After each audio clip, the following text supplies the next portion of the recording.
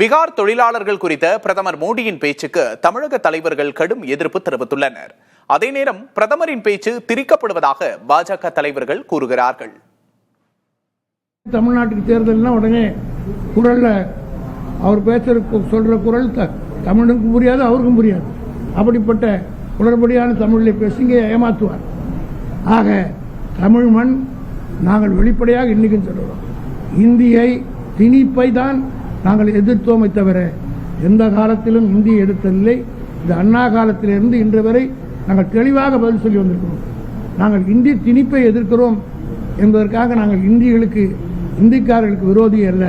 உச்சபட்ச பதவியில் இருக்கின்ற பிரதமர் இப்படி சொல்வது வேதனை அளிக்கிறது. இதை வன்மையாக கண்டிக்கிறோம்.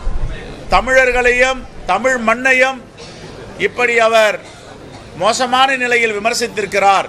அப்ப 5 ஆண்டுகளா நிதிஷ்குமாரும் பாஜகவும் சேர்ந்து பீகார்ல நீங்க ஆட்சி செஞ்சிட்டு இருக்கீங்க. அங்க இவங்களுக்கு வேலை வாய்ப்பு கொடுத்திருந்தா, நல்லாட்சி நடந்தா தமிழ்நாட்டுக்கு ஏன் பீகாரிகள் வருகிறார்கள் என்ற கேள்வியை அனைவரும் கேட்கிறார்கள். அங்க வேலை வாய்ப்பு கிடையாது, உழைப்புக்கேற்ற ஊதியம் கிடையாது. ஆகையால் தமிழ்நாட்டுக்கு படையெடுத்து வருகிறார்கள்.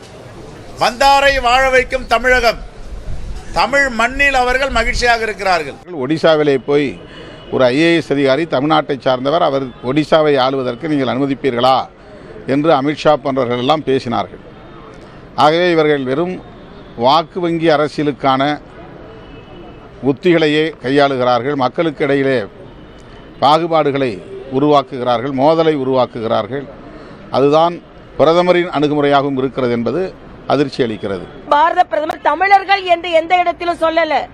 தமிழர்கள் வேற்றுமை பாதிக்கிறார்கள், வேற்றுமையாக நடத்துகிறார்கள் என்று எந்த இடத்திலையும் சொல்லல.